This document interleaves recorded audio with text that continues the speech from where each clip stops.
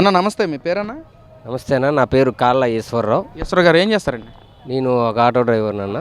అవును అన్న చెప్పండి అన్న, ఏంటి మరి నేను జగన్మోహన్ రెడ్డి గారు ప్రెస్ మీట్ పెట్టి మావిగానికి సపోర్ట్ చేసేవాళ్ళు జగన్మోహన్ రెడ్డికి ఓటేస్తారు, అమరావతికి సపోర్ట్ చేసేవాళ్ళు చంద్రబాబుకి ఓటేస్తారని చెప్పి అంటున్నారు.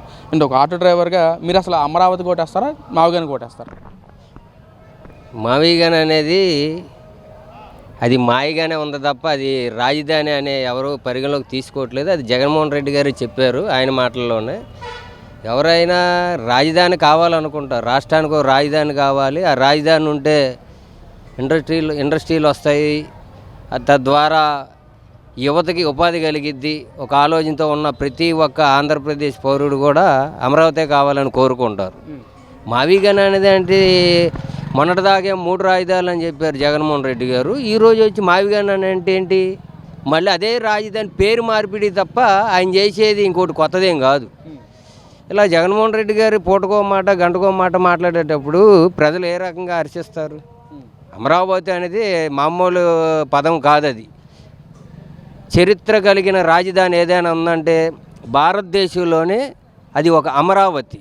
అమరావతి అంటే దేవతల రాజధాని అండి, దైవాలు పాలించే రాజధాని అమరావతి. అటువంటి రాజధానిని చంద్రబాబు నాయుడు గారు గతంలో ప్రకటించినందుకు, అంటే ఆయన చంద్రబాబు నాయుడు గారు ఏదైతే ప్రకటించారో అది అన్నీ కూడా మేము వ్యతిరేకంగా వెళ్ళాలనే ఉద్దేశంతో తప్ప రాష్ట్రాన్ని బాగు చేద్దాం, లేకపోతే ఇక్కడ యువతకి ఉపాధి కలిగించేటట్టు సలహాలు ఇద్దాం, సూచనలు ఇద్దామనే ఆలోచన అయితే జగన్మోహన్ రెడ్డి గారికి కానీ వైసీపీ నాయకులకి కానీ లేదు.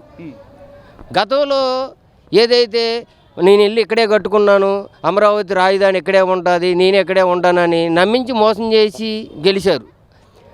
నమ్మారు, జగన్మోహన్ రెడ్డి గారు నమ్మారు, రాజశేఖర రెడ్డి గారి మీద అభిమానం ఉంది కాబట్టి కొంతమంది నమ్మారు. అలాగే తన చెల్లి శర్మిలాదేవి గారు కానీ విజయమ్మ కానీ వాళ్ళ మీద సానుభూతితో జగన్మోహన్ రెడ్డి గారికి వైసీపీకి ఓట్లు వేశారు. అంత మ్యాండేట్ ఇచ్చినా కూడా గత 5 సంవత్సరాలు కూడా అరాచక పాలనే చేశారు తప్ప ఎటువంటి ప్రజారంజక పాలన అయితే చేయలే. మళ్ళీ ఎలా అని మీరు జగన్మోహన్ రెడ్డి గారు మావిగాని అని మాయ మాటలే తప్ప, మాయ మాటలన్నీ ప్రజలకు తెలిసిపోయింది. ఇంకా మావిగాని అని మీరున్న స్థాయిని దిగజార్చుకోవడం తప్ప మావిగాని అని ఒక రాజధానిగా ప్రజలు ఎవరు కూడా హర్షించరు, నమ్మరు కూడా. అంటే ఇక్కడ 2029 ఎలక్షన్స్ బరిలో నిలబడేది 2 పార్టీలు కాదు, అమరావతి వర్సెస్ మావిగాని అని చెప్పి కూడా జగన్మోహన్ రెడ్డి గారు మాట్లాడుతున్నారన్న, ఏంటి అసలు? 2 పార్టీలు కాదండి, అలాగే అమరావతి మావిగాని కాదండి, మంచి చెడు మాత్రమే నిలబడింది సార్. ఎందుకంటే చెడుని చూశారు ప్రజలు, చెడుని చూసి మళ్ళీ అదే చెడుని తెచ్చి పక్కన పెట్టుకోవాలి, ఇంట్లో పెట్టుకోవాలని ఏ ఒక్క మనిషి అయిన వారు ఎవరు కూడా అది ఆలోచించరు. ఎందుకంటే తమ జీవితాలు బాగోవాలంటే మంచి నాయకుడు ఉండాలి, మంచి పరిపాలన జరగాలి.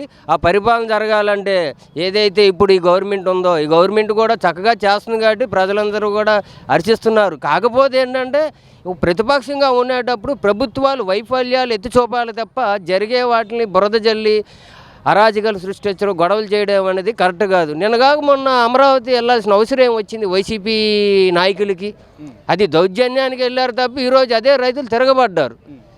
ఇప్పుడు మీరు రాజధాని వద్దు అనేటప్పుడు మరి ఆ ప్రాంతానికి మీరు వెళ్ళకూడదు, వెళ్ళి మేము అక్కడేదో వాళ్ళకేదో సపోర్ట్ చేసినట్టు అన్నారు.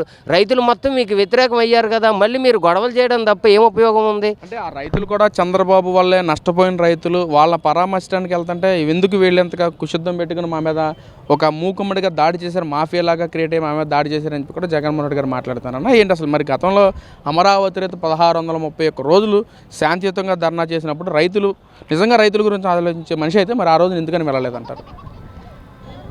వెళ్ళింది కూడా రైతుల మీద సానుభూతితో వెళ్ళలేదన్న. అక్కడ ఏ రైతు కూడా బాధపడట్లేదు. అమరావతి పరిధిలో ఉన్న గ్రామాలందరూ కూడా సంతోషంగా ఉన్నారు. ఎందుకంటే బంగారు భవిష్యత్తును వదిలేసి ఎవరన్నా రాక్షస పరిపాలన కోరుకుంటారు. మీరు అక్కడ ఎవరిని పలకరించడానికి వెళ్ళారు? పలకరించడానికి అక్కడ ఎవరు బాధపడే ఎవరు లేరు. ఇంక్లూడ్ మీకున్న రైతులు కూడా సంతోషంగా మొన్న భూములు ఇచ్చారు. మొన్నగా మీకేదో కొంతమంది పేడ ఆర్టిస్టులు అక్కడ ధర్నా చేశారు, మాకు ఇక్కడ రాజధాని వద్దు, మేము 3 రాజధానులు కోరుకున్నామని కొంతమంది పేడ ఆర్టిస్టులు ధర్నా చేశారు. వాళ్ళు కూడా అమరావతికి సపోర్ట్ చేసి మొన్న రీసెంట్గా భూములు ఇచ్చారు. ఇంకా మీరు ఎవరిని పలకరించడానికి వెళ్ళారు? మీరు వెళ్ళింది పలకరించడానికి కాదు, రాజధానిలో ఒక అలజడి సృష్టించాలని మీరు వెళ్ళారు. మీరు వెళ్ళారు కాబట్టి అక్కడ ఉన్న ఏదైతే స్థానిక రైతులు, స్థానిక ప్రజలు కూడా తిరగబడ్డారు.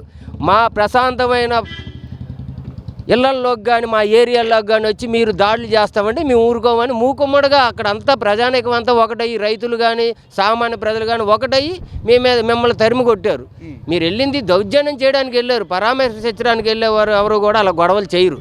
ఆ గొడవ వెళ్ళిన వారందరూ ఎవరు? గతంలో దాడులు చేసిన వారే. గతంలో ఏదైతే తెలుగుదేశం పార్టీ కార్యాలయంపై వెళ్ళి దాడులు చేశారో ఆ విజువల్స్ మొత్తం ఇప్పుడు బయటకు వచ్చినాయి. ఇప్పుడు అప్పుడే దాడులు చేసినారు, ఇప్పుడు మీరు వెళ్ళారు. మళ్ళీ ఏదో రైతుల మీద మీరు ఏదో సానుభూతి చూపిస్తున్నామంటే ప్రజలు ఎవరు నమ్మే స్థితిలో లేరు. అలాగని బంగారు భవిష్యత్తుని వదులుకొని మళ్ళీ చీకటి రోజులు తెచ్చుకోవాలనే ఆలోచనలో ఏ ప్రజ కూడా ఏ పౌరు కూడా ఆలోచించడు. అన్న, ఏదైతే మనం ఫైనల్గా అసలు జగన్మోహన్ రెడ్డి ప్రెస్ మీట్ మీద మీ అభిప్రాయం ఏంటన్నా? నేనైతే జగన్మోహన్ రెడ్డి గారికి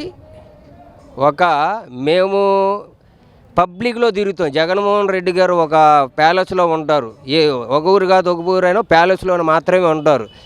మేము ఆయన ప్రతిపక్ష నాయకుడిగానైనా చూడాలనుకుంటున్నాం. కనీసం ప్రతిపక్ష నాయకుడిగానని ఉంటే ప్రజలు మనసు గెలుచుకోవాలన్న ఆలోచనతో కొన్ని సూచనలు మాత్రం ఇవ్వదలుచుకున్నాము జగన్మోహన్ రెడ్డి గారికి. ఎందుకంటే అవి 11 సీట్లు కాదు, ఇంకొక 10 సీట్లు పెంచుకోవాలన్న ఆలోచనతో పనిచేయండి. ఎలా చేయాలి, ప్రభుత్వం ఏం చేస్తుంది అని అబ్జర్వేషన్ చేయండి. ప్రజలకు ఏమైనా కష్టాలు వస్తున్నాయా, ఆ కష్టాల మీద ప్రభుత్వం మీద మీరు ఇది చేయండి. అంటే ప్రభుత్వాన్ని తెలియపరచాలి. ఇంకో మీరు హామీలు ఇచ్చారు, ఈ అమలు చేయట్లా, ప్రతిపక్షంగా మిమ్మల్ని నిలదీస్తున్నా అన్నాడు, తప్పులేదు. అంతేగాని జరిగే వాటిని మీరు ఆటంకాలు సృష్టించి ఇప్పుడు ఇతర దేశాల నుంచి యావత్ ప్రపంచం మొత్తం కూడా ఈరోజు ఆంధ్రప్రదేశ్ అమరావతి వైపు చూస్తుందంటే దానికి కారణం ఏంటి? ఇక్కడ అభివృద్ధి జరుగుతుంది, ప్రజలకి పరిపాలన విధానం నచ్చింది. ఇతర దేశాల నుంచి ఇండస్ట్రీలు వస్తున్నాయి, గూగుల్ అని, సాఫ్ట్వేర్లు అని, ఈ కంప్యూటర్ సంబంధించి కానీ ఇతర ఏ కంపెనీలైనా వస్తున్నాయి. ఇక్కడ వచ్చేటప్పుడు అక్కడ యువత బాగుపడిద్ది. ఆ ఆలోచనతో మీరు నడుచుకున్నారనుకో, రేపు పొద్దున్న మీరు అధికారం వచ్చాక అది ఆ డెవలప్మెంట్ మీకు ఉపయోగపడిద్ది కదా.